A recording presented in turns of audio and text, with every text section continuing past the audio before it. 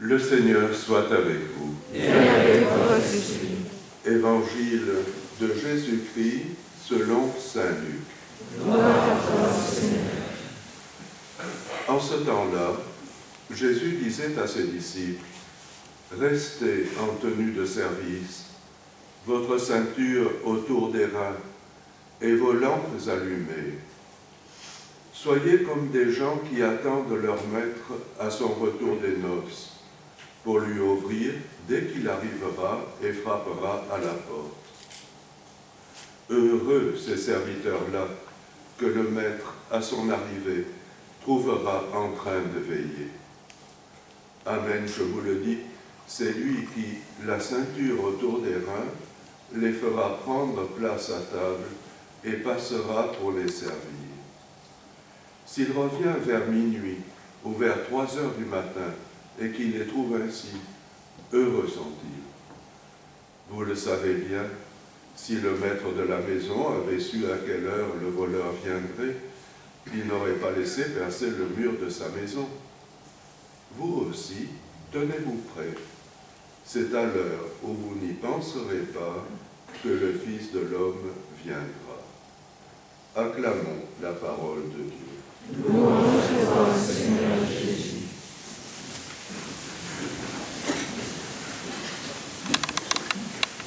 Nous lisions dans la première lecture de l'Apocalypse, « Heureux dès à présent les morts qui meurent dans le Seigneur.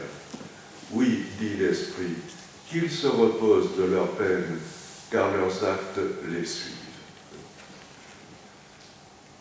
Oui, et cela peut tellement s'appliquer à ce moment que nous sommes en train de vivre. Cher Père Vol, vous pouvez vous reposer de vos peines, vos actes vous suivent. J'ai bénéficié personnellement de ces actes dès le début de ma vie religieuse. Vous étiez maître des novices et vous commenciez à peine, vous aussi. Vous aviez à peine 29 ans et seulement 7 ans de plus que moi. Et je vous ai toujours gardé un respect marqué d'affection. Je n'ai jamais pu vous dire tu. Ce n'était pas une distance, c'était un affectueux respect. Et vos actes qui vous suivent maintenant, entraîneurs, leaders. Je vous revois encore prenant la tête de la vingtaine de novices que nous étions, de votre marche rapide, décidée, votre grand nez paraissant ouvrir la route et votre cap flottant derrière vous. C'était dur, il était dur le rythme de notre vie de prière et de travail au noviciat. Mais vous partagiez tout avec nous. D'ailleurs, partager, c'était dans votre nature, votre ADN. Encore ces jours-ci, on ne pouvait rien vous offrir sans que vous disiez « la moitié pour toi ». Comme bon pasteur, vous étiez devant le troupeau pour lui indiquer la route, au milieu du troupeau, partageant sa vie, derrière le troupeau pour aider les brebis les plus faibles ou en désolation. Oui, pasteur, ce psaume 22 que nous avons chanté tout à l'heure, il a été choisi par un de ceux qui ont vécu Joyeuse Lumière, votre fondation. Ceux qui y ont participé en ont été profondément marqués, nous l'avons écouté tout à l'heure. L'affection qu'ils vous portent montre comment, tout en indiquant la route, vous leur avez été proches, au milieu d'eux. Après des années, ces marques d'affection ont continué. Des téléphones, des lettres, des fois une bouteille de whisky aussi pour l'apéro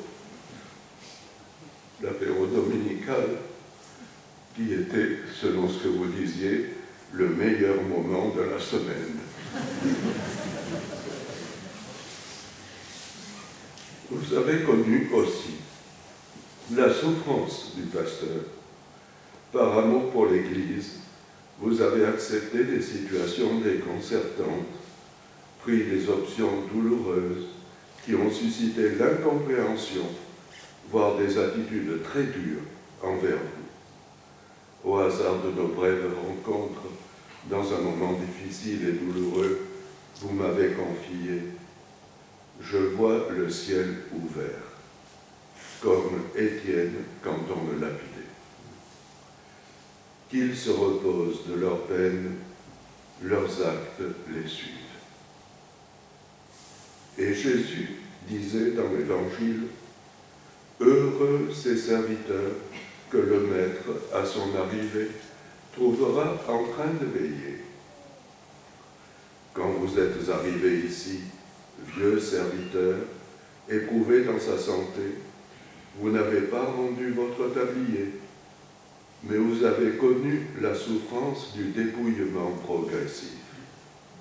À Paris, vous sortiez de votre petite chambre, dimension cabine de bateau, vous ne manquiez pas une seule manif, mainteniez des contacts, donniez des enseignements, vous écriviez pour les écrivains catholiques, pour les journaux, vous donniez aussi des retraites, où vous associez la dynamique des exercices de Saint-Ignace et la note originale que vous permettez votre culture. Chabeuil n'a pas de métro. De plus, le Seigneur vous a demandé progressivement les yeux, les oreilles. Mon père disait que ses oreilles étaient devenues des ornements. C'est un peu ça aussi. Les dents, la mémoire.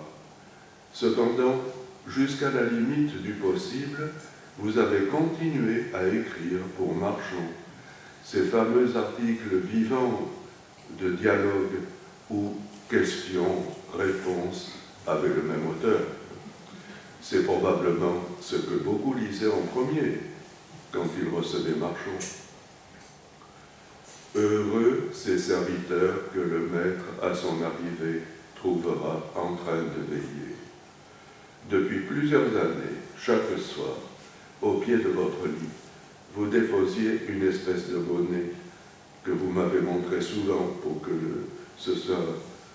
on le trouve, dans lequel il y avait quelques indications et même une petite étole pour qu'un prêtre vous donne l'absolution et l'onction des malades. Vous étiez prêts chaque nuit, toujours prêts pour la rencontre.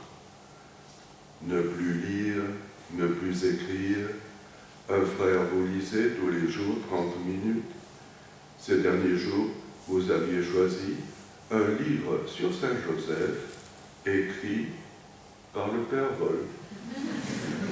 Bonne préparation pour une rencontre avec Saint-Joseph lui-même, la Vierge Marie, Jésus, le Dieu que vous avez aimé et servi. Une dernière image restera gravée dans notre mémoire. Votre dernier soir, au dernier moment où nous vous avons vu encore vivant, dans la communauté réunie à l'oratoire pour la prière du soir, vous vous êtes mis à genoux, avec une agilité surprenante, devant un frère, et vous lui avez baisé les pieds pour lui demander pardon de lui avoir élevé la voix. Un geste que vous nous aviez appris au noviciat, mais que l'on ne voyait plus depuis longtemps. Après ce geste, vous pouviez partir en paix.